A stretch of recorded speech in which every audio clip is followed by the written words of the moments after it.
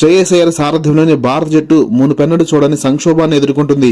Cricket ప్రపంచంలో తిరుగులేని జట్టుగా ఎదిగిన భారత్ టీ20 మ్యాచ్ లో ఇంగ్లాండ్ పై 76 పరుగులకే ఆలౌట్ అయిందంటేనే పరిస్థితి ఎంత ఘోరంగా ఉందో అర్థం చేసుకోవచ్చు.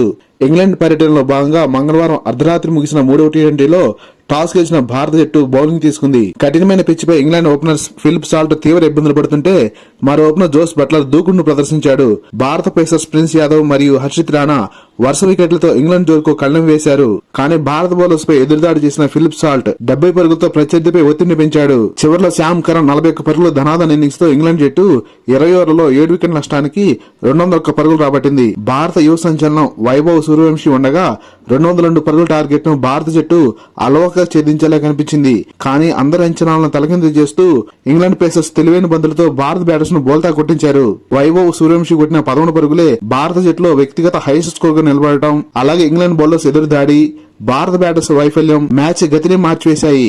జోఫ్రా ఆర్చర్ 3 వికెట్లు, జో స్టాంగ్ 4 వికెట్లు పడగొట్టగా భారత జట్టు 125 పరుగుల భారీ తేడాతో ఇంగ్లాండ్ పై ఓటమిని చవిచూసింది. 5 మ్యాచ్ల టీ20 సిరీస్ ను భారత్ వదులుకోకుండా ఉండాలంటే మిగతా 2 మ్యాచ్ల్లో ఘన విజయాలు సాధించాల్సి ఉంటుంది. లేటెస్ట్ క్రికెట్ అప్డేట్స్ కోసం ఈ వీడియోని లైక్ చేసి ఛానల్ సబ్స్క్రైబ్ చేస్తామని ఆశిస్తున్నాం. Thank you for watching.